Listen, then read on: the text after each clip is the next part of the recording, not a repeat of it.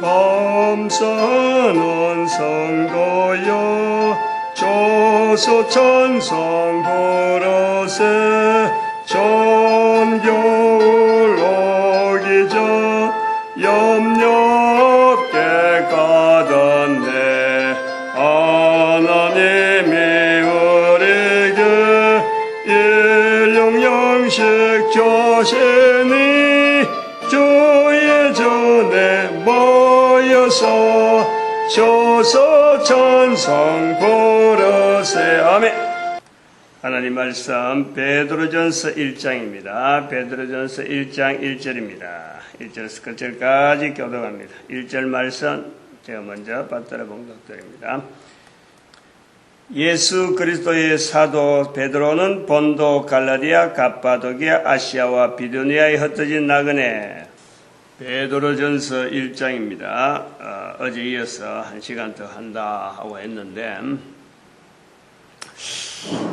우선 이 베드로의 이 어떤 복음,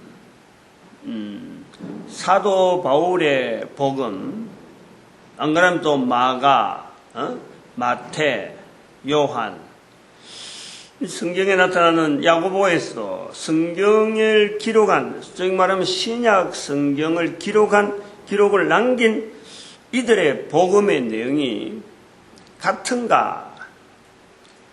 다 다르다는 거예요. 다 달라요. 지난번에 제가 잠깐 말씀했지만은 전도를 하고 싶어서 오는 청년인데 구미에 전도를 구미뿐만 아니라 우리나라 전체에 전도를 열심히 하는 하나의 교단이 있잖아요. 그 교단 이름이 우리 하여튼 구미에 그런 교단 중에 하나, 그리고 교세가 굉장히 크죠. 그게 있다는 청년이 내한테 왔어요. 우리 교회에 왔어요. 전도는 하고 싶은데 어떻게 하면 좋습니까? 하고 내한테 물어보더라고요. 근데 물어보는 것도 뭐 구체적으로 이제는 전도지가 있는데 그 교회가 전도지 있지 않느냐 그랬더만은 전도지 있는데 자기가 볼 때 전도는 예수님의 말씀, 성경에 나타난 예수님의 말씀을 전하는 건가? 자기가 막 교회에서 주는 그 전도지는 마음에 안 찬다 이 말이에요. 자기 어떤 기준하고 뭐가 안 맞으니까 사도 바울의 말을 해야 이게 전도인지 성경에 있는 내용을 갖고 해야 된다는 그런 어떤 고정관념이 있어 그러는지, 그러면 사도 바울의 말이냐, 안 그러면 예수의 말이냐, 안 그러면 구약 성경에 있는 거냐, 도대체 전도 언어를 어떻게 해야 될지 그래갖고 못하는 거예요. 이것 해야 되냐 저래야 되냐, 가고 싶은 마음은, 현장에 가고 싶은 마음은 아직 펄펄한데 입에서 나오는 말을 어느 말을 내가 해야 되는지를 결정이 안 돼가지고 자기가 주저하고 있다는 거예요. 긴 이야기가 오갑니다만은 그런 거 갖고 지금 여기 이런 부분이에요. 우리가 성경에 있는 언어를 이야기해야 전도고, 성경에 있는 문장, 성경 구절, 전도절에 갖고 성경 구절 한 절만 들어갔다고 해서 그게 전도절하고 떳떳하게 다른 사람들 앞에 이게 나눠주고 하는데, 전도를 몰라도 너무너무 모르는 거죠. 그러니까 그런 게 우리가 전도 문화가 안 돼 있다 그러는 거예요. 성경 구절 적어가지고 전도절학 하는 거는 지난번에도 말씀드렸지만 인도에 그 1611년 이후에 킹제임스 버전이 나오면서 인도에 성경이 보급되면서 성경을 통해서 영어를 보급시키기 위해서 하나의 방편으로 성경이 알려질 때에 그때 선교사들이 쓰던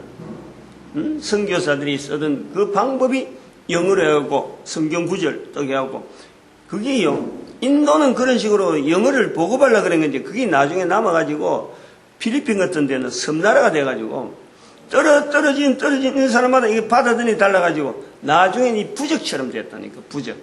그러니까 성경 구절 적혀 있는 어떤 종이 쪽지를 받으면 이게 뭔가 큰 어떤 자기에게 뭐 위로가 되어지는 어떤 복이 주어지는 것처럼 그 부적을 받듯이 막 받으려고 한다니까. 필리핀은 지금도 그래요. 기록된 성경 구절을 갖고 이렇게 전도지 주면 아주 뭐 귀하게 여기는. 그렇다고 해서 그게 복음이냐. 요렇게 접근해 보면은 베드로가 표현하는 내용, 야고보가 표현, 뭐 그 앞에서 말을 야고보가 표현한 게 베드로가 한 말이 돼야 되고 또 야고보가 한 말이 또 사도 바울이 한 말이 돼야 돼. 이게 일률제일 같으면요 성경이 있을 이유가 없지. 앞에 사람 똑같은 말이다 하고 뭐 다시 복사해가지고 책으로 글로서 남겼을 거 아니에요. 근데 그게 아니라는 거예요.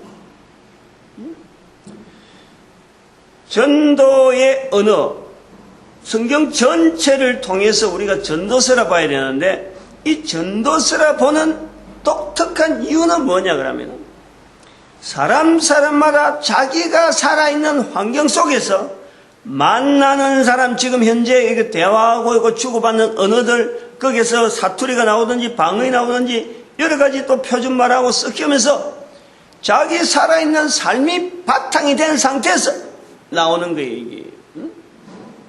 중요한 이게 근거라는, 개념이라는 게 이게. 전도라고 하는 것은 안 그러면 일률적으로 짝이었고 에덴 동산에서 나오는 표현이나 예수님 나오는 표현이나 전도가 똑같은 언어입니다. 요래를 끝으면요 성경도 필요 없는 거예요. 단순한 어떤 우리나라처럼 예를 들면은 홍익인간 한마디 나오면은 그 말 그대로가 똑같이 다른 사람들 앞에 그것만 전달되면 되는 거예요. 그렇게 할 것 같으면 사람이 필요가 없어요. 우리가 한마디 해가지고 이거 참 알려라. 그럼 예수님 이름을 시인할 수 있는 이 표현이 나올 이유가 없다니까. 단순하게 딱 한마디 예수님 이름을 어떻게 시인하냐. 성령님께서 딱 하나 구워줘가지고 예수 천당 불신 지옥 요거 하나만 해라. 이렇게만 돼버리면요 다른 전도 언어가 필요 없고 전도자가 되가 필요 없고 모든 사람이 전도자로서 있어야 될 필요가 없는 거예요. 성경의 근본적으로 가야 되는 방향은요 모든 사람이 예수 그리스도 앞에 무릎을 꿇어야 되는 그 상황이기 때문에 가야 되기 때문에 어차피 그걸로 가야 되는 거예요. 우리가 보기에는 아무리 가도 그렇게 할 현적이 안 보인다 싶더라도요 가는 거예요. 어쨌든 그 길을 인도하는 거예요. 이 사람이 보는 눈하고 돌아가야 될 방향은 완전히 다른 거예요. 반드시 모든 사람이 예수 그리스도 이름 앞에 무릎 꿇는 것은 기정사실이라. 그거는 변할 수 없어. 근데 그렇게 되어지는 과정에서 한 사람 한 사람이 다 전도자란 말이에요. 전도자. 우리가 다 전도자로 불림받는 거예요. 인간이라는 것은 하나님의 것으로서 온 만물 가운데 특별히 구별되어지는 그 존재가 인간이라. 모든 만물 다 만들으신 하나님께서 대표로서 인간을 향해서 하나님께서 내 것이라 하는 그 자리가 있는 거예요. 내 것이라 하는 자리에는 하나님을 나타내야 될 대리자, 대리자 개념이 있는 거예요. 창세기 1장 28절에 있는 말씀, 26절에서 28절 사이에 있는 우리의 형상과 우리의 모양대로 사람을 만들고 땅을 다스리게 하자. 만물을 다스리게 하자. 그 대리자적인 개념에 그게 내 것이라 하나님께서 보실 때 그것이 바로 11조 개념이 있는 거예요. 11조. 인간이 하나님 앞에서 살아가면서 하나님의 것이라고 구별해야 되는 아주 당연한 자리가 있다니까. 인간에게. 그것이 성경이에요. 중심이라 볼 수 있는 거예요. 그 흐름 속에서 이스라엘 백성들을 준비하고 성경을 남기고 그 다음 또 이스라엘 백성들이 또 바닥으로 인류의 바닥으로 나라 없는 세상을 세월을 보내면서 1945년에 회복이라는 사건으로 다시 나타나는 거예요. 그럼 때가 됐다는 거예요. 때가 됐다. 이렇게 되어지는 수천 년간에 수많은 사람들이 곳곳에서 입에서 예수 이름을 시인하도록 만드는 섭리를 성령께서 하신다는 거예요. 성령께서. 그런데 그들이 말을 할 때에 하늘의 음성을 통해서 계시를 줘가지고 사람마다 니 그 말해라, 예수 이름을 시인하라, 이렇게 하지는 않는다 이거예요. 이 구원의 방편이에요. 구원의 방편. 사람마다 항상 옆에 입으로 시인하는 사람 옆에는 그 시대에 살고 있는 사람들의 입을 통해서 들려지는 말을 귀로 듣고 입을 하게 하는 거예요. 70억의 인구가 있으면은 70억의 인구의 입에서 나오는 예수 그리스도 시인하는 예수 그리스도에 대한 이름은 정점이 되겠지만 그걸 표현하는 내용은요 다 달라질 수 있어. 다 다를 수 있어. 이런 부분에 가지고 우리가 종교락하는 지금 선을 꺼난 이 모든 선들을요 우리가 다 허물어 버려야 돼. 다 허물어 버려. 벽을 만들어놨고 가면서 생긴 벽이요 더 복음을 전하는데 더 어렵게 만들지. 복음이 널리 전파되는 데는 그 모든 사람이 벽이 없이 예수 그리스도 이름을 통해서 통일되어야 되는 개인이 고백해야 될 그 고백의 내용들이 다양한데 그 고백들을 전부 다 하나로 지금 어떤 그 일정한, 다시 말하면 그 시대에 사람이 필요 없어도 되는 그런 식으로 지금 틀을 만들어 놨고 있어요. 틀을. 그게 교리로 만들고 신학교, 우리 같으면 소위 말하면 교회 같으면 이제 신학교 위주로 자꾸 발전하는 거예요. 목회 현장에 교회들은 목사님들은 쩔쩔매는데 신학교는 지금 학생들이 확 차가지고 지금 어떻게 될지 모르고, 그렇다고 해서 정확한 어떤 현장하고 같은 그런 신학을 들려느냐? 신학교 나와도 전도가 어렵다는 둥 박사가 되면서도 전도를 어렵다 하고 내한테 그런 이야기를 하는 거예요. 요 베드로 전서를 읽으면서 이런 부분에 대한 인정을요 우리가 분명히 해야 돼요. 베드로가 예를 들어서 마태복음 16장 16절에 있는 주는 그리스도시요 살아계신 하나님의 아들이십니다 라는 말만 가지고 모든 사람 모든 언어를 전도 언어라고 통일시켰더라면 그것이 통일이라 예수님도 칭찬했는데 그것으로만 돼야 될 것 같으면요 성경도 안 나와도 되는 거예요. 성경이 없어도 되는 거예요. 그것만 읽어버리면 되고 암송만 하면 되는 거 아니에요. 근데 그거는 전도가 아니고 그것 가지고 예수 이름을 신하는 이 일이 되어지지 않는 거예요. 그렇게 되어지는 것은 하나의 기계지, 기계. 인간이 기계란 말이에요. 창세기부터 시작되어지는 인간의, 하나님께서 인간을 대리하여 삼은 그 위치에 있는 인간은요, 기계로서의 인간이 아닙니다. 개인의 어떤 인간적인 요소에 대한 것을 풍성하게 인정하면서 충분하게 자기 환경 모든 개념과 자기 사상, 습관들 그걸 다 걸쳐서 모든 걸 포함해서 그 응집적으로 나오면서 입에서 예수 그리스도를 신하는 이것을 원하고 있는 거예요. 성경 전체가. 인간 전체. 살아가는 사람들이 70억 인구가 있다 그러는데 생활하고 말하고 쓰는 언어, 투정, 얼굴 표정들 이게 전체가 다 다르잖아요. 그 전체가 다 다르는 중에도 예수 그리스도를 고백하는 그 유일한 고백의 그 현장을 하나님은 구원의 길로서 그걸 인도하시는 거 아니에요. 그 하나를 가지고.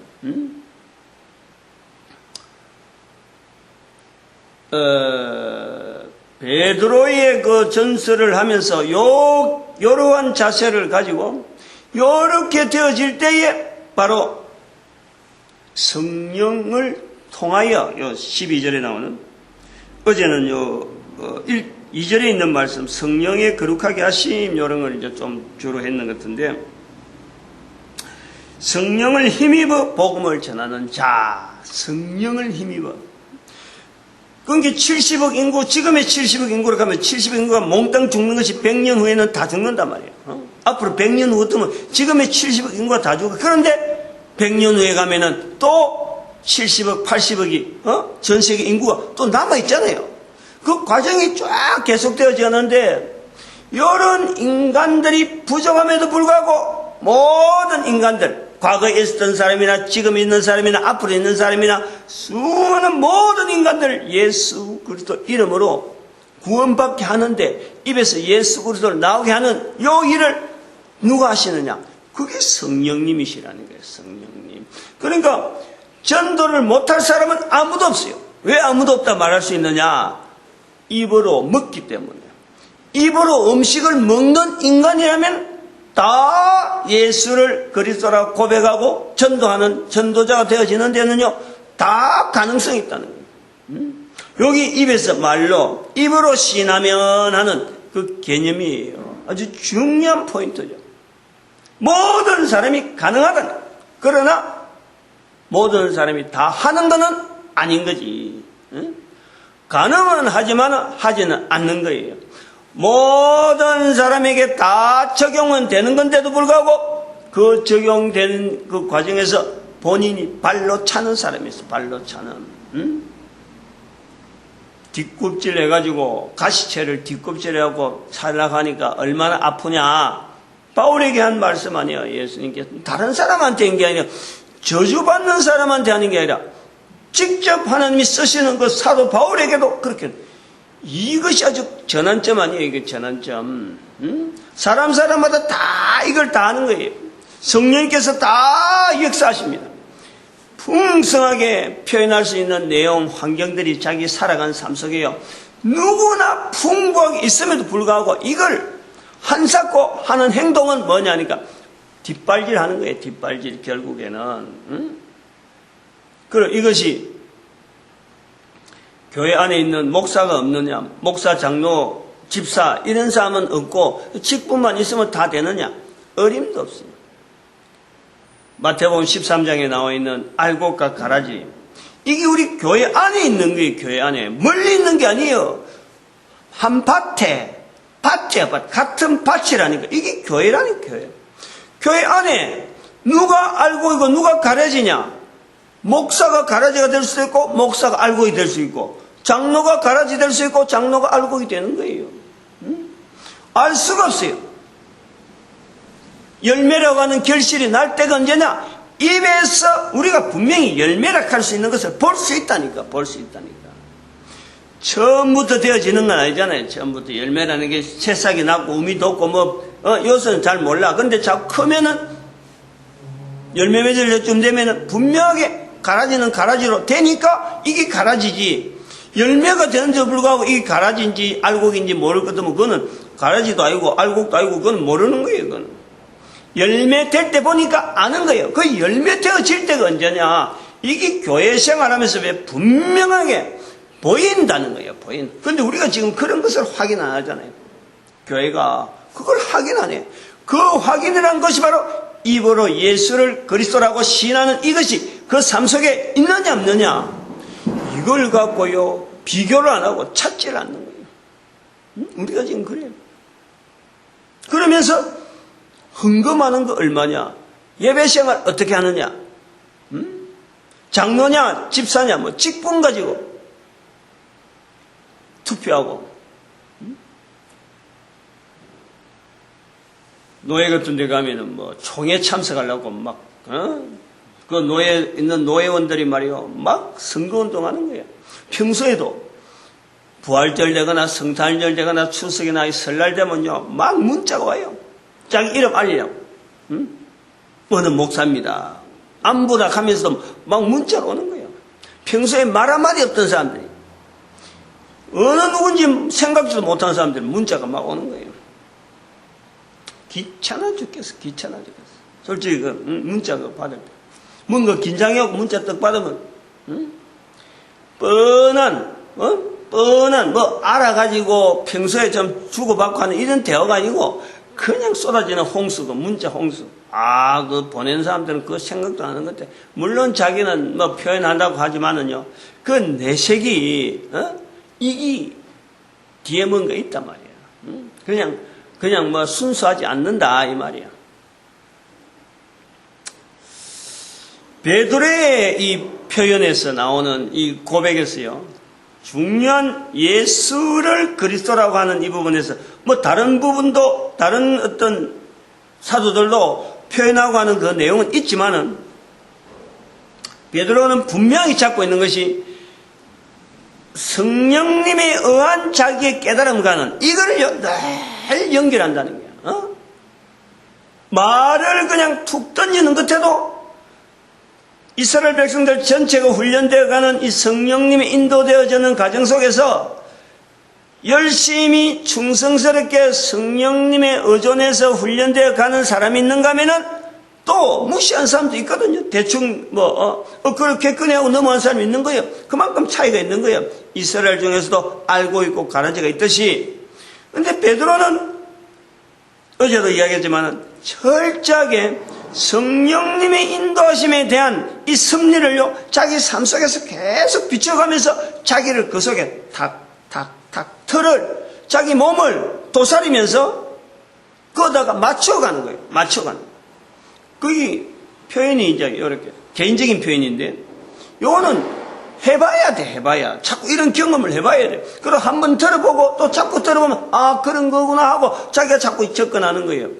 성령님의 인도하심이라는 것은요, 우리로 하여금 그냥 펌퍼짐하게 놔두는 게 아닙니다. 우리의 활동 가운데 성령님 없어도 살아갈 만한 그런 삶을 가지고 지 마음대로 살아가다가 성령님의 인도하심을 받는다 그러면요, 이게 내가요, 내 행동하고 내 말하는 이 모든 것이 쫄아듭니다. 쫄아들어요. 이거 내가 해도 되느냐? 이거 하지 말아야 될까? 그렇다고 해서 괜히 옛날에 미신처럼 못을 어디 받고 요런 게 아니라, 그거는 성령님 의존하는 분의 다른 쪽으로 치우치겠죠. 되어지는 상황 자체를 보고 자기가 그것을 인식을 하는 거예요. 예를 들어서 지금 사도 베드로 같은 경우는 예수님의 부활이다. 예수님의 부활을 가지고 자기를 비춰보는 거예요. 예수님의 부활하고 내하고 어떤 관계냐? 이 성령님의 인도하심 속에서 자기를 계속해서 거기다 비춰보면서 표현한단 말이에요. 지금 여기 보면 3절에 보니까 우리 주 예수 그리스도의 아버지 하나님이 그 많으신 긍휼들어 예수 그리스도의 죽은 자 가운데서 부활하심으로 말미암아, 예수님의 부활은 있는데 기정사실 모든 사람이 이걸 보는 거예요.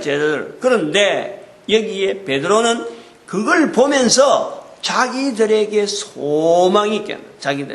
자기들에게도 그걸 바라보는 사람 자체가 나도 살아나겠구나 하는 이 소망을 가진다는 거예요. 이런 개념을 베드로가 계속 훈련을 통해서요, 이게 자기 스스로가 이걸 받아들이는 것을 나아가는 거예요. 그것을 성령님에게 의존해서 한 걸음 한 걸음 나아가. 이게 내가 생각하는 것이 바르냐? 이 생각이 바른 생각일까? 아니면 이렇게 생각하는 것이 쓸데없는 거냐? 이런 것을 계속 점검하면서 다른 사람에게 말을 하는 거예요.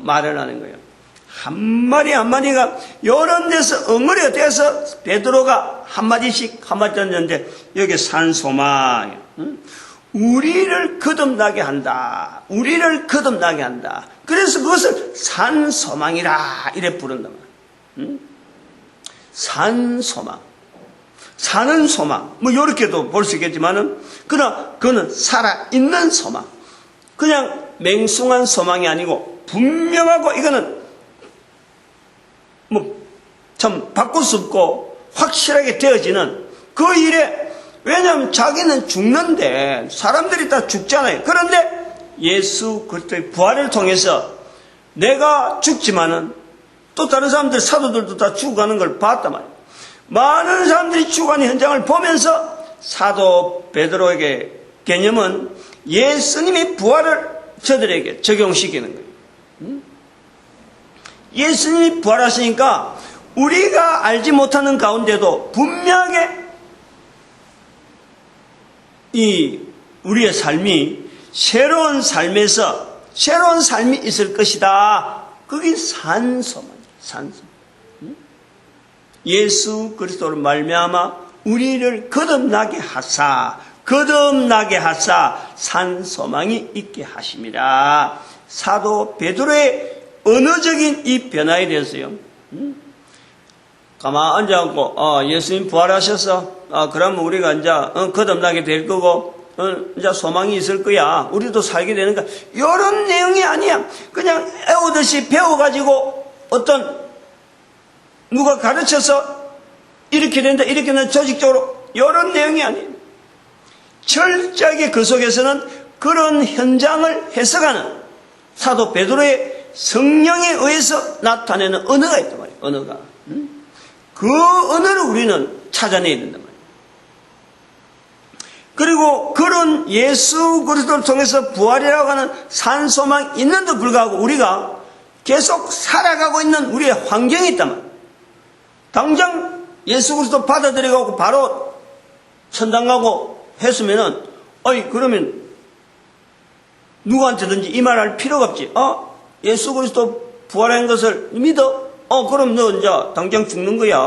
너 이제 참 천국 가는 거야. 라고 해서 당장 죽어버리면은 이게 뭔가 임종 치르는 형세다 이거 말이야. 전도라는 게. 근데 그 사람이 계속 살아있단 말이야. 살아있는 중에 이것을 계속 유지해야 되잖아요. 이거를. 요 유지하는 가운데서요. 단순한 유지가 아니고 여기서 성령님이 역사를 통해서 한 사람 한 사람을 결국에는 베드로처럼 말하게 하는 사람으로 만들어가는 시간이라는 거예요. 그러니까 모든 사람이 다 전도자 되어야 되는 거예요. 다 베드로처럼 또다시 말을 해야 되는 거예요. 나올 수밖에 없어요. 나올 수밖에 없어요. 우리가 전도자 된다는 것은요. 이런 과정 속에 내 한 사람에게 적용되는 거라. 단순한 언어를 듣고 그네 복음을 들었다. 도대체 내가 복음이란 말 자체를 누구한테 들었기 때문에 복음이다. 이것도 우리가 없는 거예요. 근데 어느 날 내한테서 딱 예수를 통해서 입에서 나왔다. 그때부터가요. 어린애 이제 젖먹이 엄마 젖꼭지 딱 붙드는 거와 똑같다니까. 있는 힘 없는 데서 젖꼭지를 탁 해서 빨아당기잖아. 애들 젖 빨아당길 때가 내가 기억은 없고 나도 분명히 엄마 젖을 먹었고 우리 애들도 다 엄마 젖을 먹고 자랐지만 사람들은 다 엄마 젖을 먹고 젖꼭지 빨고 어쩌나 했지만은 이 젖꼭지 빨 때 힘이 제일 강하다 그러잖아요. 빨고 입을 여야 되잖아요. 빨 때 다르고 목을 삼킬 때 다르잖아요. 보통 힘이 드는 게 아니에요. 적어도 이거요, 젖 먹는 힘 가는 젖 먹는 힘 정도 쓰는 것 정도를요, 기초로 해서 우리가 살아가는데, 살아가면서 살아가는 과정이 얼마나 힘들어. 근데 우리는 너무 편하게 살려고 그래. 더구나 이 신앙이 내한테 들어왔을 적에 이 부분에서 이제부터 내가 젖꼭지 빠는 시기다 할 때요, 여기서부터 아까 말씀만 드린, 내가 쫄린다 하는 거야. 쫄리는 거예요. 그때부터 성령님을 풍성히 인정해야 하고, 성령님의 인도하심이 이런데 하고는 한 걸음 한 걸음 다가가야 되는 거예요. 한꺼번에 성령님이 그래갖고 성령님이 계신다 그래갖고 성령님 믿습니다 하는 그 한마디에 성령께서 아니면 그래 니 내 말 알아듣겠어 하면서 막 술술술술술 문제만 있으면 막 피해가고 이런 게 아니에요. 문제 덩어리가 막 오는 거예요. 여기 인내란 말이든 인내. 반드시 인내가 들어갑니다. 여기는 6절에 보니까 여러 가지 시험을 인하여 잠깐 근심하게 된다. 7절에 보니까 너희 믿음의 시련이래. 믿음의 시련. 믿음의 시련. 야고보서는 인내. 베드로는 믿음의 시련. 똑같은 거예요. 믿음의 시련. 단련 연단에서 없어질 금보다 더 귀한 불로 연단해도 없어질 금보다 더 귀한 바로 이 과정이 우리에게 있는 거예요. 불로 연단해도 없어지는 금보다 더 귀한 보배로 금이라 하는 이 재련 과정을 거쳐 그보다 더 귀한 보배로 하나님 앞에 나가. 보배란 말은 안 나오네. 금보다 더 귀하여 예수 그리스도에 나타나시되 칭찬과 영광과 존귀를 얻게 하려 함이라. 우리의 자리가 있다. 우리의 자리. 지금 살아있는 우리의 자리. 이제 여기에 하나 오늘 1시간 하고 하나 더 해야 되는 건데, 하나 더 해야 되는데, 예화를 하나 듭니다. 이걸 내가 3개 든다 했거든요. 오늘 하나를 더 해야 돼요. 전도대에 대한 이런 어떤 자학 아니면 뭐 무시하는 전도자들을 무시하는 과정에 지난 예에서는 목사님 한 분을 만났는데 대화하는 내용에서의 분명한 전도자의 자리로서 더구나 제가 일을 한다 하고 서로 간에 일을 하던 사람인데 만난 가운데서 무시하는 그런 모습들, 그 목회 현장에서 자체에서도 이 전도 현장을 무시하는 그 모습을 보여줬다고 한다면은 이는 거꾸로적인 이야기야. 그런데도 불구하고 무시당하는 이 전도대를 전도 자체를 무시한 환경, 그거를 지금 표현하는 거예요. 구미에 가까이 있는 교회입니다. 근사님이 이제 하도 제가 여러 교회 성도들하고 하다 보니까 끝까지 전도 현장을 남으려고 그런 근사들이 몇 명 있어요. 성도들이 몇 명 있단 말이에요. 그 사람들 이번 주간에 내가 한번 연락을 했다니까. 이래저래 막 사람들 부르고 도대체 이거 전도대를 구매해서 안 한다고 하니까 내가 해야 되는가 싶어서 상황이 어찌 됐는지 알 수 없으니까 그동안 내가 오랫동안에 글 쓴다고 막 모든 접촉을 끊었다. 그래서 전화를 일부러 했어요. 가까운 게 근사님한테. 그러니까 참 요즘 전도 어떻게 합니까? 하니까 자기도 전도를 그래 하려다가 이제 나를 떠나고 난 뒤는 그 교회 노인복지대학인가 무슨 노인대학인가 그 봉사한다고 하면서 밥 먹인다고 지금 막 온 손님들 그때 점심시간 조금 됐는지 바쁘다고 막 그러는 거야. 그래요. 그래서 내가 전화를 끊었다고. 근데 그 다음날 전화가 왔어요. 목사님 바빠서 전화를 못했다 하면서 전화 오는데 그래 그 교회 전도는 어떻게 해요? 이래 물어보니까 그 교회 목사님이 전도는 돈이 많이 들어가는 거니까 하기는 해야 되고 성도들 전도하러 보낼 수도 없고 내가 몇 번 하자 그래도 노코멘트하고 그러더만은 응답을 안 하더만은 하긴 해야 되는데 어떻게 해야 될지 어떤 방향을 못 정해주고 그냥 무조건 나가 이럴 수도 없고 그래서 그것을 아마 목사님이 생각한 것이 말을 그래 했다 그래요. 성도들한테 광고를 했다 그래요. 전도는 돈이 많이 들어가는 거니까 돈이 많은 사람들이 전도대 운영을 해야 된다. 이래 된 것 같아요. 그래가지고 그 교회에서 내놓으라 하는 어떤 참 리더자들 있잖아요. 돈을 얼마든지 여유가 있다 하는 그런 사람들.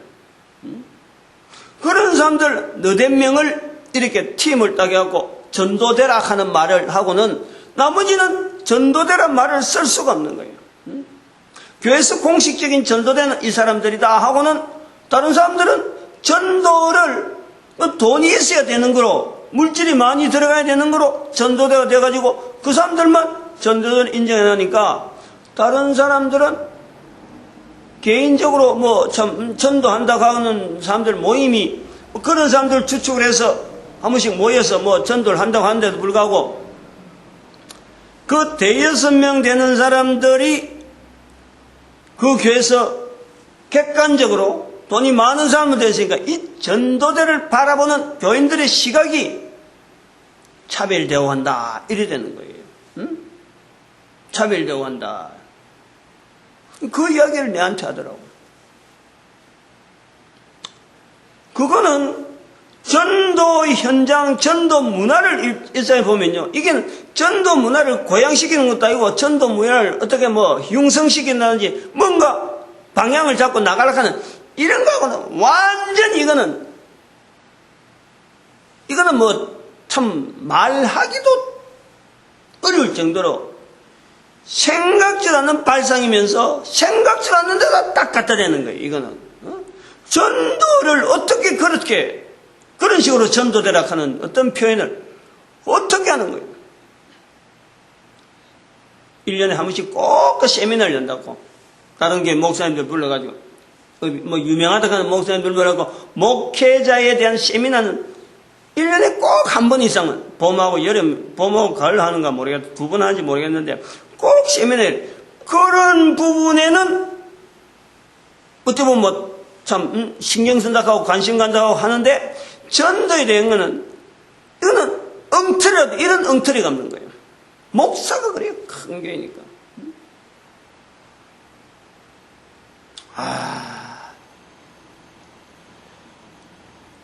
뭐 이런 내용을 듣고 붕괴하면은 이건 참 다행인데 이런 이야기를 듣고도 벙벙하게 그게 뭐 참 바른 자세인지 모르고 뭐 그럴 수도 있지 하고 넘어간다 하면요. 이건 진짜 참 우리가 개탄해야 되고 우리의 입장에 대해서 한심하다고 하는 전도 현장을 얼마나 이렇게 모르고 막 무차별적으로 마치 진문계는 의도적으로 전도 현장을 지금 진문계는 거예요. 지금 현장 자체를 무시하는 거예요.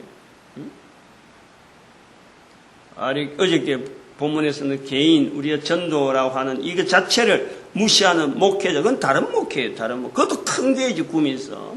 지금 내가 이야기하는 이런 내용은요, 교회 작은 교회 이야기 아니에요. 구미에서 적어도 뭐 손가락 5손가락 안에는 분명히 드는 그런 교회 목사님들이 지금 하는 거예요. 다 관계되어 있어요. 내하고는 지금 5개 안에 있는 교회들은 전부 다 이 전도에 대해서 내를 만났든지 내하고 직접 일을 했든지 다 관여되어 있어요. 10개라도 뭐 가능하지. 이 전도라고 하는 이 부분에서 성령님의 인도, 사도 베드로의 자세에서 오늘 베드로 전설을 하면서 베드로가 가지고 있는 그 자세에서 성령님의 인도되어지려고 하는 그 어떤 처절한 몸부림, 그 처절한 몸부림이 사도 베드로는 거룩이란 말하는 게 거룩을 지향하는 거룩. 베드로의 입에서 그 고기 잡는다 하는 인식만 우리가 많이 있잖아요. 고기 낚는 베드로, 고기 잡는 베드로, 그 입에서요 거룩이란 말이 나와요. 거룩이란 말이. 얼마나 개인적으로요 성령님의 붙잡아 가려고 하는 이 훈련이 베드로에게는 철저하다는 걸 알 수가 있어요. 철저한 생활하는 중에 예수님이 찾아온 거예요. 그리고 베드로를 예수님께서요 보면 우리 복음서 보면 알지만은 처음에 불렀는데 끝까지 간 게 아니에요. 처음에 불렀는데 베드로가 떠나버렸다고. 다시 찾아간 거예요. 다시 찾아간 거예요. 그때 다시 찾아간 게 그때 끝나 말았느냐? 나중에 십자가에 못 박히고 나서 그때도 베드로가 떠나는 거 아니에요. 닭 울기 전에 3번 나를 부인하랴. 또 떠나는 거예요. 나중에 요한복음 21장에서 너가 나를 사랑하느냐? 너가 나를 사랑하느냐? 베드로의 대성통곡은 우리가 그것을 봐야 되는 거예요. 너가 나를 사랑하느냐? 3번 떠나가지고 3번 떠나는 베드로에게 예수님께서 찾아와 주면서 결국에는 예수님을 말미암아 죽어가는 그 베드로의 모습. 그게 단순하게 한 인간을 3번 동안 만나준다 이게 아니에요. 베드로 개인적으로는 철저하게 어떻게 하든지 바르게 가려고 하는 그 개인적인 그 어떤 하나님을 향해서 나아가려고 하는 만나기를 하나님은 만나고자 하는 자를 만나주신다. 만나려고 하는 내용을 최대한으로 쓰는 그 사람을요 하나님은 절대 외면하지 않는 예수님의 찾아가십니다. 예수님의 찾아가십니다. 이러한 내용을 베드로의 전서에서 우리가 찾으면요 전 인류 가운데 여기서 해당이 되지 않는 사람이 아무도 없어요. 모든 사람에게 다 있다니. 모든 사람. 바울에게 있어서 다메섹 도상에서 만나주시는 그 예수님만 보지만은 베드로를 찾아가서 너가 나를 사랑하느냐 하는 그 말씀 나올 때까지 요한복음 21장에 있는 저는 그걸 항상 베드로의 대성통곡의 시간이라고 그래 보는 거예요. 보통 내용이 아니라 그 내용이 막 잔잔하면서도 표현한 내용이 주변에 있는 걸 쫙 끌어당겨 하고 예수님께서 마지막 간곡한 이제는 더 이상 붙잡아 줄 수 없는 예수님의 한계, 이제는 본인이 이제 따라와야 되니까 그거를 그 가능성이 있는 시간까지를 끌어올리기 위해서 예수님께서 베드로에게 쏟아부은 그 내용이요, 지금도 모든 인간들에게 성령님께서 이제 그 일을 하시는 거 아니에요. 그 일을. 예수 이름을 신하게 만드는 이 일에 성령님께서 모든 인간들에게 구체적으로 일일이 섭리하시는 중에 우리가 지금 이렇게 서 있는 거예요. 지금 이 전도자 된 전당은 이건 정말 우리가 다시 생각해야 돼요. 환경을 다르고 예화는 내일 또 하나 더 해야 될 것 같아요. 이거 오늘 요 정도 하고 끝을내죠. 벌써 시간이 지났네. 오늘 요 했는데 반드시 들어가야 되는 건요, 중국을 우리가 생각해 봐야 돼요. 중국을. 나라 전체 중에서 인류가 돌아가지고 마지막 자리에까지 왔다 하는 어떤 나라가 중국이라고 보는 거예요. 그게 청일전쟁을 통해서 포문이 열린 기고 중국의 지금 공산이란 유일한 공산국가로서 남아있는 이 어떤 현상, 이게 바로 1945년에 이스라엘의 회복을 통해서 전 인류가 이제는 다른 방향으로 가야 되는 인류의 종말이라고 2012년 인류의 종말이라고 분명히 외칠 수 있는 이런 여러 가지 분명한 흔적들이 사도 베드로처럼 예수님의 부활을 보면서 우리에게 있는 하나의 내 삶을 바꿔보려고 하는 그런 어떤 몸부림, 같은 개념이라, 같은 개념. 일어나는 현상은 누구든지 보는데 그것 자체를 가지고 내 거로 하면서 내가 바로 가느냐 안 가느냐 하는 걸 방향을 성령님에게 의존하려고 하는 그 자세가요, 성령을 통하여서 복음을 전하는 자들의 12절에 성령을 힘입어 복음을 전하는 자 하는 자리가 바로 우리에게 주어지는 이 전도자의 자리는 내일 또 1시간 더 해야 될 것 같습니다. 전도자 되어진 것의 이 귀한 내용을 개인이 자꾸 이걸 또 표현해야 되고, 그리고 전 교회가, 전 세계 모든 어떤 종교단체는 이 모든 걸 교회가 되어서 예수 그리스도를 입으로 신하는데 전력해야 되고, 그리고 우리 민족이 전 세계 인류를 향해서 전도 국가로 쓰임받도록 축복하는 시간 주여 삼창합니다. 주여!